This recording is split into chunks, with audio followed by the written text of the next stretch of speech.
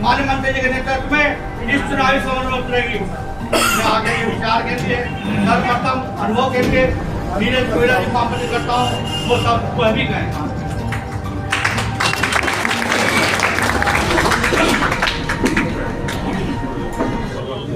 आप सभी का अभिनंदन। हमने ये लड़ाई कैसे जीती है ये सब आप जानते हैं। हम 2 बार नैनीताल गए, सिंगल बेंच में हमें सुना नहीं गया, लेकिन नहीं वहाँ से हमें राहत मिली।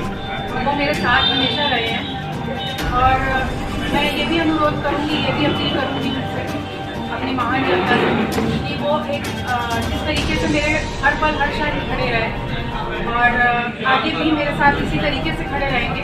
अपना बहुमूल्य वोट मुझे देकर मुझे विजयी बनाएंगे।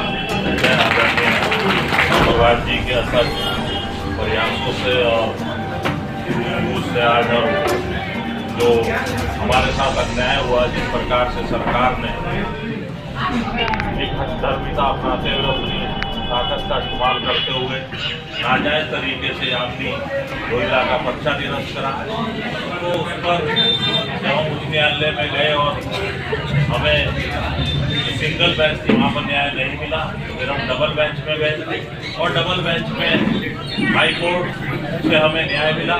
हम धन्यवाद करते हैं माननीय उच्च न्यायालय का। निश्चित रूप से ये सत्य की जीत हुई है।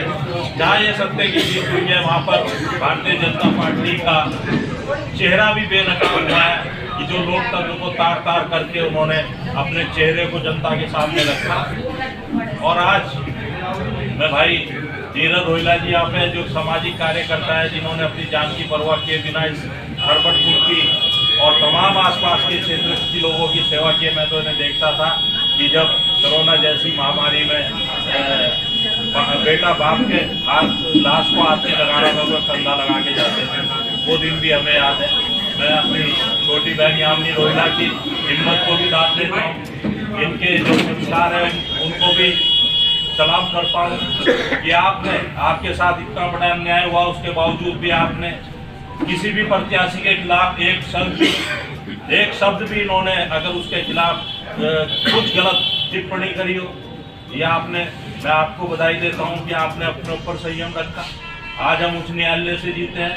मोहित बिष्ट जी यहाँ पर बैठे हैं जो हर समय कंधे से कंधा मिलाकर नीरज रोहिला जी के साथ रहे। जितेंद्र रावत जी है, पंकज गौड़ जी है, तमाम साथी हैं, आशीष कुंडरी जी है, त्यागी जी है, सुनील भाई हैं, राठौर जी और हनीफ भाई, ये सब लोग वरिष्ठ लोग यहाँ पे हैं। और मैं कहता हूँ कि हड़बड़पुर की सम्मानित जनता ने पूरे इस घटनाक्रम को बहुत नजदीकी से देखा है और उन्होंने अपना वक्तव्य भी दिया है, चाहे वो किसी के साथ भी हो, चाहे वो भारतीय जनता पार्टी के साथ भी हो, लेकिन उन्होंने गलत को गलत कहा है और न्याय की बात करी है। और आज जब हमें उच्च न्यायालय से हमें राहत मिली है, उच्च न्यायालय ने न्याय दूध का दूध और पानी का पानी किया है, तो हमारी छोटी बहन यामिनी रोहिला दोबारा इस चुनाव मैदान में पूरी ताकत के साथ खड़ी हुई है। और हमें पूरी उम्मीद है कि हर दलगत राजनीति से ऊपर हड़बड़पुर की जनता एक बार न्याय पर मोहर लगाएगी। जो अन्याय इनके साथ हुआ है उसे देखते हुए इन्हें भारी बहुमत से जिताने का काम करेगी। मैं अपनी वाणी को सुना। दोस्तों, हमारे बीच यामिनी रोहिला है जिनका नामांकन रद्द हो चुका था, लेकिन हाई कोर्ट के आदेश से फिर उन्हें चुनाव लड़ने की अनुमति मिली है। यामिनी जी, मैं आपसे जानना चाहूंगा कि आपका नामांकन रद्द हुआ था, लेकिन हाई कोर्ट ने आपको चुनाव लड़ने की अनुमति दी है, तो कैसे हुआ ये सब कुछ जो प्रक्रिया था, आप उसको विस्तार से समझाइए। जी, पहले उन्होंने पहली जो हमारी लगी हुई थी बेंच, उसमें पहले उसमें तो निरस्त कर दिया, कैंसिल कर दिया गया था।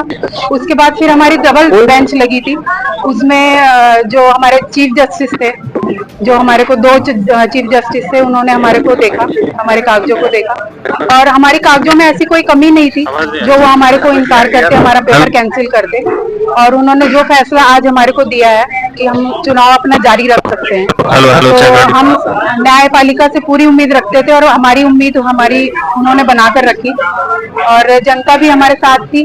और आगे भी मैं पूरी कोशिश करूंगी कि मैं जनता को उसी तरीके से अपना पूरा टाइम दूं, हर तरीके